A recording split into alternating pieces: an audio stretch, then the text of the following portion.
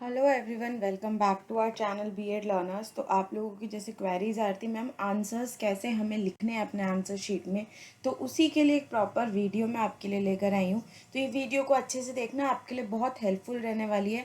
किस तरीके से हमें क्या पॉइंट्स माइंड में रख के अपने आंसर्स लिखने हैं, अपनी कॉपीज़ को किस तरीके से लिखा जाएगा, क्या बेस्ट टिप्स रहने वाली हैं, वो आपसे बात करने वाली हूँ। और आपको एक आंसर की प्रेजेंटेशन किस फॉर्म में देनी है, और साथ ही साथ मैं आपको कुछ इंपॉर्टेंट पॉइंट्स भी बताऊंगी, जिससे कि आपको अगर आपके मार्क्स कहीं डिडक्ट भी हो रहे हो तो टीचर आपको वो चीज़ देखकर आपके मार्क्स दे दे। वीडियो के एंड तक बने रहना, आपके लिए बहुत इंपॉर्टेंट होने वाला है। देखिए, अगर क्वेश्चन इस फॉर्म में आ जाता है, describe in brief the nature and the characteristics of teaching. देखिए, इसका मतलब क्या है, हमें टीचिंग के बारे में बताना है, नेचर बताना है एंड उसके करेक्टरिस्टिक्स बताने हैं।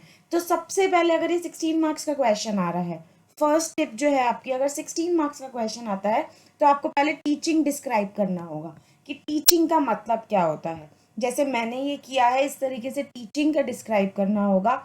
Teaching is a process in which one individual teach or instruct another individual.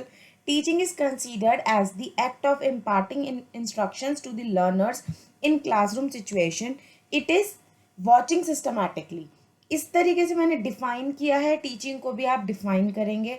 और टीचिंग को जैसे मैंने यहाँ हाईलाइट नहीं किया है, ये गलती नहीं करनी है, मैंने सिर्फ आपको बताने के लिए नहीं किया है, आप टीचिंग को हाईलाइट कीजिए। ब्लैक पेन से इसको हाईलाइट करिए और बाकी सब ब्लू से करिए। आप जो कलरफुल पेन्स ले जाते हैं, सेकंड टिप जो आपकी रहेगी, कलरफुल पेन्स नहीं लेके जाने हैं, only black and blue pen, दो पेन होने चाहिए आप लोगों के पास, जिसमें कि जो आप हेडिंग देंगे, मीन्स सब हेडिंग जो आपकी होती है, जैसे इस क्वेश्चन में टीचिंग हेडिंग है तो आपको पहले टीचिंग डिफाइन करना है, तो आप टीचिंग ब्लैक से लिखेंगे एंड ये रेस्ट जो है सारा ब्लू से लिखा जाएगा। ठीक है, अब देखिए, जैसे मैंने यहाँ रेड से किया है, ये नहीं करना है, ये सिर्फ आप लोगों को समझाने के लिए किया है। रेड गलत है, रेड से नहीं करना है आप लोगों को, आपके मार्क्स डिडक्ट हो जाएंगे। थर्ड टिप है, डिडक्ट हो जाएंगे आपके marks.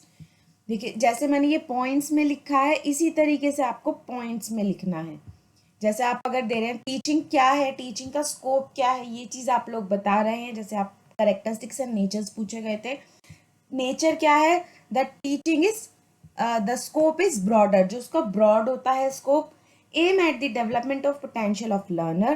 Teaching point out that there are different solutions often to same problems.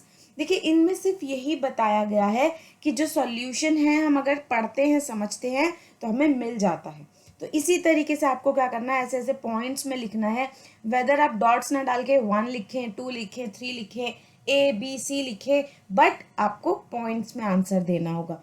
ठीक है, आप जैसे फॉर्म पैराग्राफ फॉर्म में लिख देंगे तो वो बहुत प्रेजेंटेबल मैनर नहीं होता और टीचर मार्क्स काट लेती है। आपकी फोर्थ टिप जो मैंने आपको बोली थी कि बहुत इंटरेस्टिंग टिप है, जिसमें अगर आप वो अटेम्प्ट करते हैं तो आपको मार्क्स मिलेंगे। देखिए, अगर मैं यही चीज़ पैराग्राफ फॉर्म में लिख देती तो मैं आप लोग नहीं पढ़ पाते, बट मैंने इसको इस तरीके से पॉइंट्स में दिया तो आप लोगों को समझ में आएगा और विजिबल होगा कि बच्चा बोलना क्या चाह रहा है और टीचर क्या समझ रही है। तो आपके जो मार्क्स डिडक्ट होने के चांसेस होते हैं वो कम हो जाते हैं। ठीक है, इसी तरीके से आपको जितने पॉइंट्स आते हैं, मैंने तो सिर्फ यहाँ 5 पॉइंट्स दिए हैं, आप 5 पॉइंट्स नहीं, आप थोड़े ज़्यादा पॉइंट्स देना और थोड़ा ज़्यादा लिखना। मैंने सिर्फ आपको समझाने के लिए लिखा है, ये 16 मार्क्स के क्वेश्चन के लिए सफिशिएंट नहीं है। 16 मार्क्स के क्वेश्चन के लिए कम से कम आपको 5 से 7 पेज भरने होते हैं। 6 से 7 भरिए, 5 से 6 भरिए, आप वो ऊपर है आपके, लेकिन आपको कम से कम 5 और मैक्सिमम 7 पेजेस आपको भरने होते हैं। ठीक है, तो ये चीज़ आप लोग ध्यान रखना। अब देखिए, करेक्टरिस्टिक्स, यहाँ देखिए मैंने ब्लैक से किया है और उसे अंडरलाइन किया है, ये एकदम करेक्ट फॉर्म होती है प्रेजेंट करने की आंसर को। इसी तरीके से करना है आपको, करेक्टरिस्टिक्स लिखने हैं और नीचे अंडरलाइन कर दीजिए with black pen. Gel pen मत लेके जाना, फिजिक्स आपकी ब्लैक पेन लेके जाना और ब्लू पेन लेके जाना, दोनों ही बॉल पेन लेके जाना।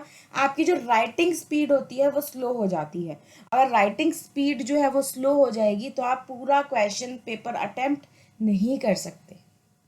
तो आप ये टिप्स ध्यान रखिए, जैसे मैंने ये इसको पॉइंट्स में लिखा है पॉइंट्स में बताइए, जहाँ पैराग्राफ की नीड है वहाँ पैराग्राफ दीजिए, हर चीज़ पॉइंट में मत बताइए। अब डिफाइन आपको करना है, अगर जैसे टीचिंग डिफाइन किया था, तो टीचिंग को आप डिफाइन कर रहे हैं तो आप पॉइंट्स में मत करिए, आगे ऑथर का नाम लिखिए, हाईलाइट कीजिए और उसको डिफाइन कर दीजिए। उसके बारे में जो जो पूछा गया है उन दोनों को भी बताइए, ठीक है। उनका डिफ्रेंसिएशन पूछा गया है तो किस तरह देना है, देखिए ये कैरेक्टरिस्टिक्स लिखा, पेज पे ही इस तरीके से लाइन डाली आपने, एंड नेचर लिखा और उन दोनों को डिफाइन कर दिया, डिफ्रेंशिएट कर दिया, ठीक है। इसी तरीके से करना है।